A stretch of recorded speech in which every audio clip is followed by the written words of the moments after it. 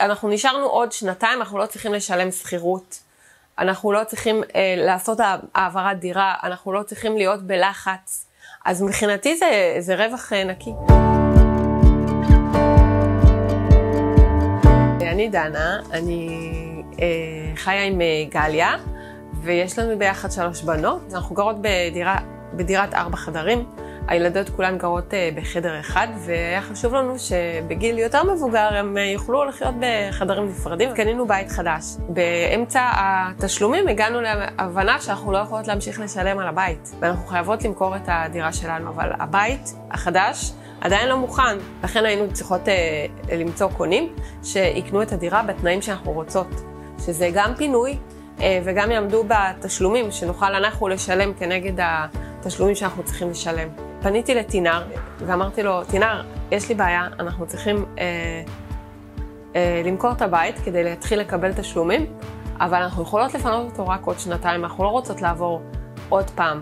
תינר הבין בדיוק מה אנחנו צריכות ולמה אנחנו צריכות את העסקה המיוחדת הזאת ובתנאים האלה. הוא ידע לפנות לאנשים הנכונים שזה יכול להתאים להם. הוא לפני זה בדק אותם, בדק שתהיה להם אפשרות באמת לעמוד בתשלומים שאנחנו מבקשים ובפינוי המאוחר.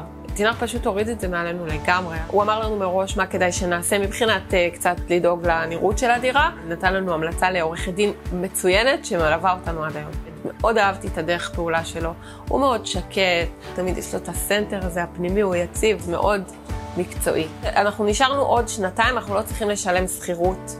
אנחנו לא צריכים לעשות העברת דירה, אנחנו לא צריכים להיות בלחץ. אז מבחינתי זה רווח נקי. אני לא חושבת שהייתי מעיזה לעשות את זה לבד, כי זה קצת מסוכן, וחוץ לזה זה כאב ראש, וממש לא הייתי רוצה להיכנס לזה. אני מאמינה שקיבלתי את העסקה הכי טובה, אני סומכת על תינר שאם הוא אמר שזה מה שהכי טוב שאפשר להגיע, זה הכי טוב, וזה גם חשוב שלא להסתכל רק על המחיר, אלא כל שאר הדברים שאנחנו מרוויחים בדרך, וגם תינר עזר לי לראות את זה. אני שמחה שהיה לי מישהו מקצועי לעשות את זה איתו.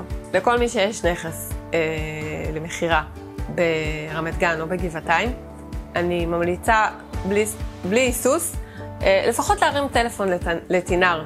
זה לא עולה לכם כסף, הוא גם מבטיח שהקפה עליו, ותאמינו לי אחר כך, אתם תרצו לסגור רק איתו.